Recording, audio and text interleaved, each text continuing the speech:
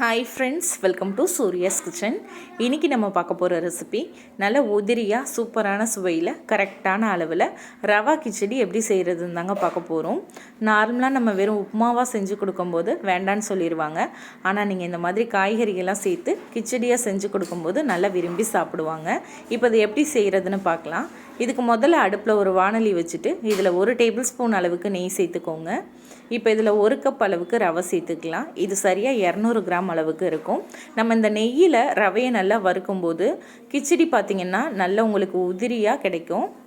இப்போ ரவையை ஒரு 4லேருந்து 5 நிமிஷத்துக்கு கைவிடாமல் நல்லா வறுத்தெடுத்துக்கலாம்.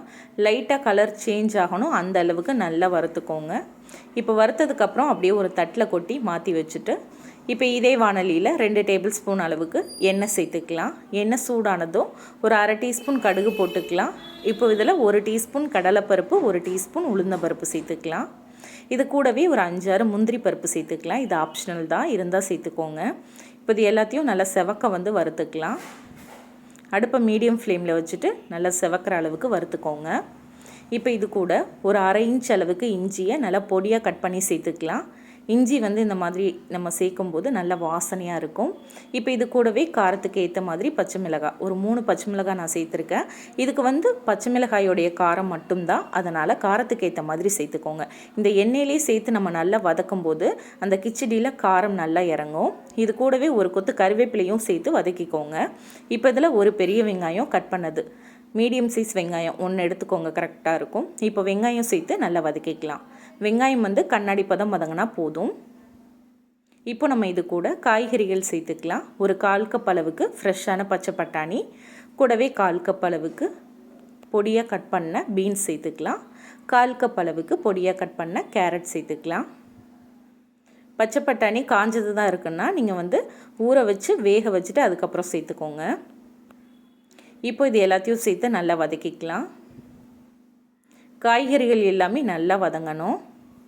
ஒரு 2 நிமிஷம் நல்லா கைவிடாமல் வதக்கிக்கோங்க. இப்போ இதில் ஒரே ஒரு தக்காளி கட் பண்ணது சேர்த்துக்கலாம். தக்காளியை நம்ம மொதவே சேர்த்துடக்கூடாது, புளிப்பு சுவை இறங்கிடும் கிச்சடியில். அதனால் காய்கறிகளை சேர்த்ததுக்கப்புறமா சேர்த்துக்கோங்க. இப்போ இதில் ஒரு அரை டீஸ்பூன் மஞ்சள் தூள், ஒரு 1/4 டீஸ்பூன் அளவுக்கு பெருங்காயத்தூள் சேர்த்துக்கோங்க. சேர்த்துட்டு எல்லாத்தையும் சேர்த்து நல்லா வதக்கிக்கலாம். இப்போ காய்கறிகள்லாம் நல்லா வதங்கினதுக்கப்புறமா இதில் தண்ணி சேர்த்துக்கலாம்.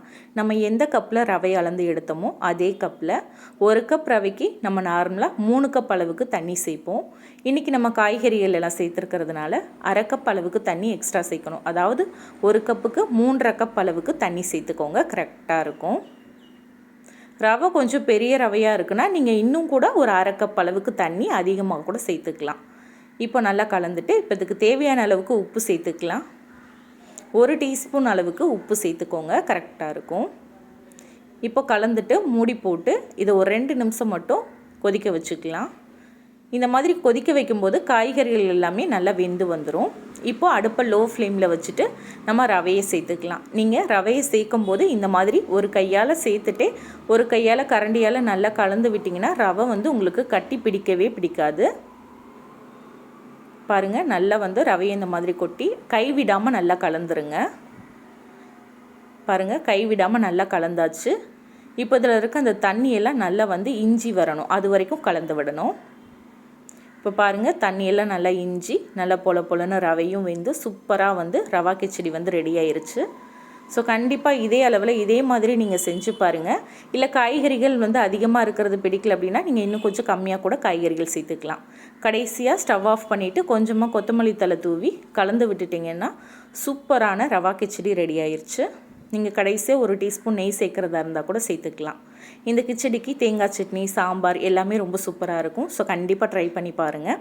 ட்ரை பண்ணிவிட்டு எப்படி வந்ததுன்னு கமெண்ட்டில் சொல்லுங்கள். ரெசிபி பிடிச்சிருந்தா லைக் பண்ணி ஷேர் பண்ணுங்கள். ஃபஸ்ட் டைம் நம்ம சேனல் பார்க்குறவங்க மறக்காமல் சேனலை சப்ஸ்கிரைப் பண்ணிக்கோங்க. இதே மாதிரி நாளைக்கு ஒரு சூப்பரான ரெசிபியோடு நான் உங்களை மீட் பண்ணுறேன். தேங்க்யூ.